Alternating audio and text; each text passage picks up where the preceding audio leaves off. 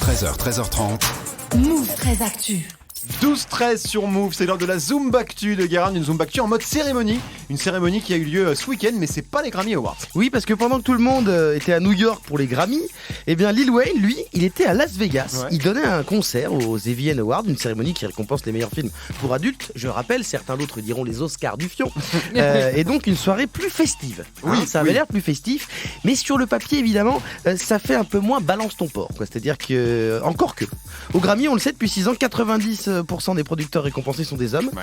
Et on parle principalement des robes de Rihanna, beaucoup plus que sa musique. Alors que dans les films pour adultes, les gens les mieux payés sont les femmes et les hommes noirs, et peu importe le niveau d'études. Alors là, c'est pareil. Et donc, dans cette optique purement sociologique, évidemment, j'ai décidé de vous décrypter cette cérémonie qu'on connaît mal finalement. Le débrief complet des AVN Awards 2018, c'est tout de suite, après un mot de notre partenaire, bien sûr. La Zoombactu vous est offert par Star Academy, le premier concours de chant pour les gens qui ont de l'acné. Il est horrible. Alors, c'était quoi la tendance de ces AVN Awards? Est-ce qu'il y avait un fil conducteur? Je sais pas, comme il peut y avoir aux Oscars certaines années avec des films très politiques. Oui, Nassar, bien sûr. Le thème de l'année, c'était le réchauffement climatique. Mais pas au pôle Nord, plus dans la région du slip. Ah bah oui, aujourd'hui la Zoombactu, écoutez-moi, c'est un peu comme le jambon, il y a un peu de gras.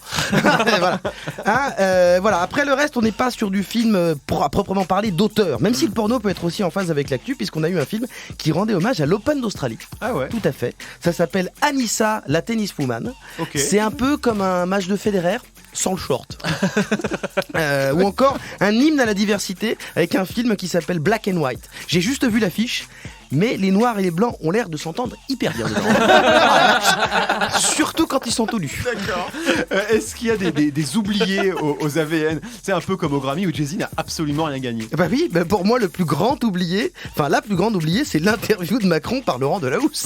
Elle était même pas nommée dans la catégorie meilleure fellation. Ça, c'est un scandale. Tu vas avoir des problèmes à force. Méfie-toi quand même. Mais plus que les films, je crois que tu t'es surtout penché sur les catégories auxquelles on pense pas forcement. Bah disons que franchement, je m'attendais pas spécialement à trouver une catégorie meilleur scénario. Non, oui. Voilà, j'imagine sponsorisé par Post-it. Vu le titre des films, le scénariste est en mode Pénélope Fillon. C'est de l'emploi fictif. Par exemple, le film Angela aime les femmes 3, je l'ai pas vu, mais je pense qu'il n'y a pas 120 pages. C'est l'histoire d'une femme, elle s'appelle Angela, puis elle aime les femmes, pour la 3e fois. Pareil pour l'autre film, Des femmes cherchent des femmes, où la saga historique, les femmes victimes sont très chaudes. Voilà. Le script est plus ou moins fini quand t'as écrit le titre. Voilà, on a compris l'histoire. Il y a même des récompenses pour la partie technique, je crois. Oui, on a le Lévienne du meilleur montage. Parce qu'on n'est pas obligé de récompenser que le démontage. Voilà. On a aussi le meilleur maquillage. Métier qui doit être frustrant, maquilleur ou maquilleuse pour le porno. Parce que tu passes des heures et des heures à bosser et tout est flingué en 2 minutes devant la caméra. Un peu comme le prof de français de Ribéry finalement.